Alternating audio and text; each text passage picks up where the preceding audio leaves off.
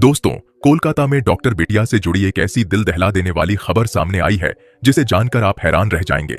ये खबर इतनी चौंकाने वाली है कि इसे सुनकर आपके पैरों तले जमीन खिसक जाएगी। सीबीआई के हाथ एक ऐसा सबूत लगा है जो जोर जोर से यह कह रहा है कि डॉक्टर बिटिया की हत्या अस्पताल में नहीं बल्कि कहीं और हुई थी।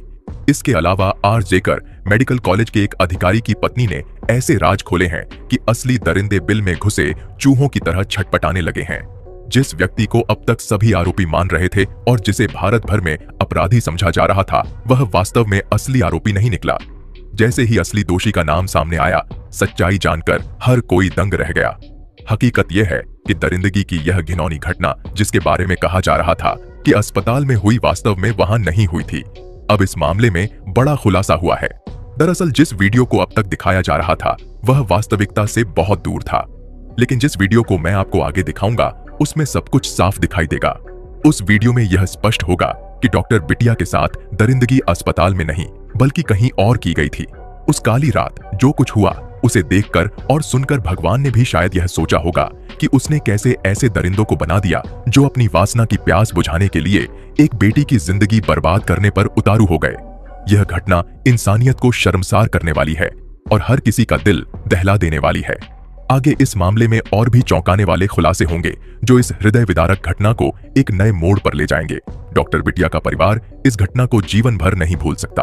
आपको बता दें कि अगर आप यह सोच रहे हैं कि डॉक्टर बिटिया का कातिल सिर्फ संजय रॉय है, तो आप पूरी तरह से गलत हैं। अब इस मामले में बड़े खुलासे हो चुके हैं और सच धीरे धीरे सामने आने लगा है। आज हम आपको उन सबूतों के साथ वह सच्चाई बताएंगे जिसे आपने अब तक न सुना होगा, न सोचा होगा। यह सच्चाई इतनी चौंकाने वाली है कि इसे जानने के बाद आप स्तब्ध रह जाएंगे और सोचने पर मजबूर हो जाएंगे कि यह इतना बड़ा खेल कैसे रचा गया। यकीन मानिए, कोलकाता के डॉक्टर बिटिया केस में जो बातें सामने आई हैं, उनसे यह तो तय हो गया है कि जल्द ही डॉक्टर बिटिया के दरिंदों को फांसी होने वाली है। हम इस पूरे मामले की तह तक जाएंगे और आपको विस्तार से बताएंगे कि उस रात वास्तव में क्या हुआ था। लेकिन वीडियो में आगे बढ़ने से पहले आपसे एक निवेदन है, अगर आप भी डॉक्टर बिटिया को इंसाफ दिलाना चाहते हैं तो कमेंट बॉक्स में justice for Kolkata female doctor जरूर लिखें। हमारी पूरी टीम इस डॉक्टर बिटिया को न्याय दिलाने के लिए लगातार प्रयास कर रही है, इसलिए इस वीडियो को लाइक करना न भूलें। दोस्तों, जैसा कि सीबीआई की पूछताछ में संजय राय ने बताया कि जब वह अस्पताल के सेमिनार हॉल में गया तो उसने देखा कि डॉक्टर बिटिया की मृत शरीर पहले से ही वहां पड़ी थी, खून से लथपथ। यह देखकर वह घबरा गया और लड़खड़ाते हुए किसी चीज से टकरा गया, जिससे उसका ईयरफोन गिर गया। उसने कहा कि हमने डॉक्टर बिटिया को नहीं मारा है। दूसरी ओर सीबीआई को एक और महत्वपूर्ण सबूत मिला, जिसमें दिखाया गया कि जब डॉक्टर बिटिया चेस्ट मेडिसिन रूम की ओर जा रही थीं, तो कई लोग उनका पीछा करते हुए उसी दिशा में जाते हुए देखे गए। इसके अलावा जब चेस्ट मेडिसिन रूम की गहराई से जांच की गई तो वहां 10 लोगों के पैरों के निशान पाए गए, जबकि सेमिनार हॉल में किसी के भी पैरों के निशान नहीं मिले।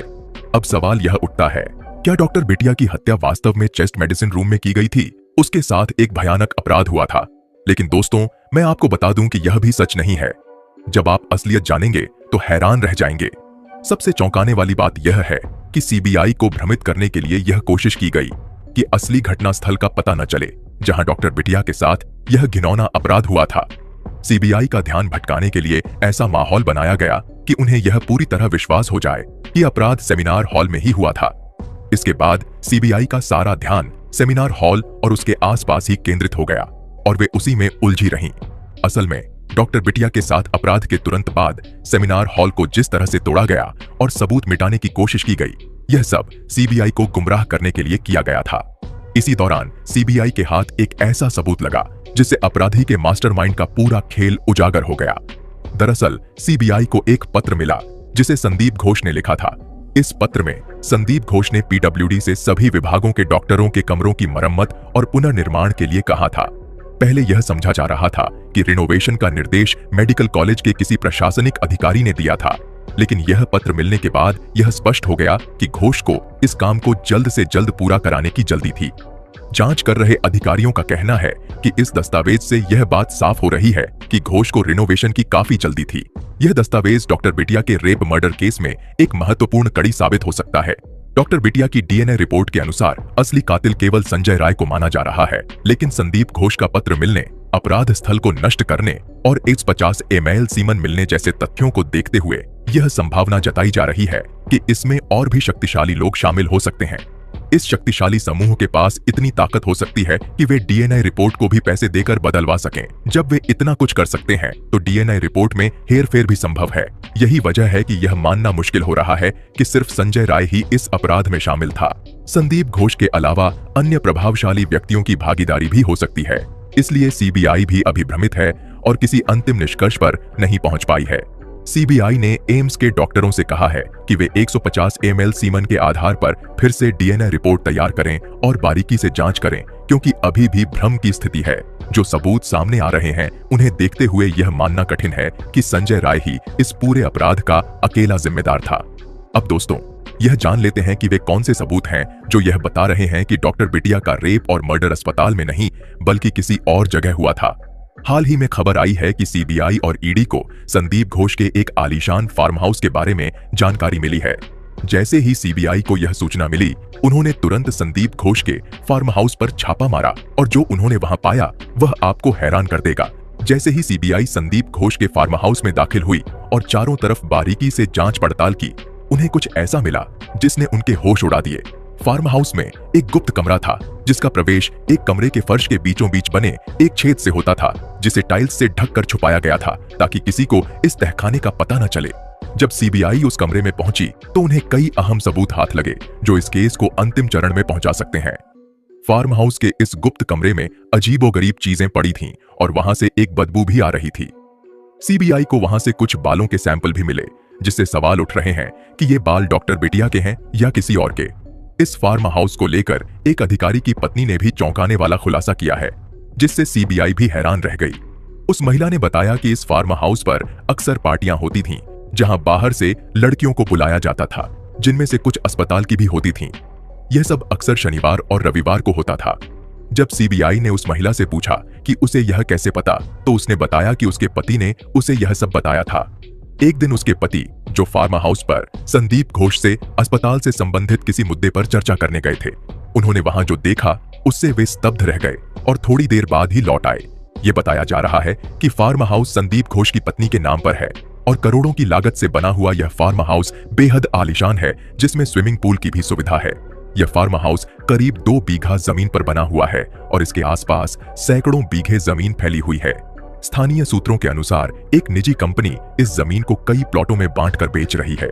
अब सीबीआई को फार्म हाउस से जो बाल मिले हैं वे इस केस में अहम सबूत साबित हो सकते हैं। अगर ये बाल डॉक्टर बिटिया के पाए जाते हैं तो यह स्पष्ट हो जाएगा कि डॉक्टर बिटिया का रेप और मर्डर इसी फार्म हाउस के गुप्त कमरे में हुआ था। जरा सोचिए, उस दिन अस्पताल में मरीज भी थे, उनके परिजन भी थे और महिला डॉक्टर उनका इलाज कर रही थी। अस्पताल पूरी तरह से भरा हुआ था। ऐसा तो नहीं था कि वहां कोई भी नहीं था। अस्पताल में इतनी हलचल के बावजूद डॉक्टर बिटिया के साथ हुए इस जघन्य अपराध की किसी को भनक कैसे नहीं लगी? उनकी चीखें किसी को क्यों नहीं सुनाई दी?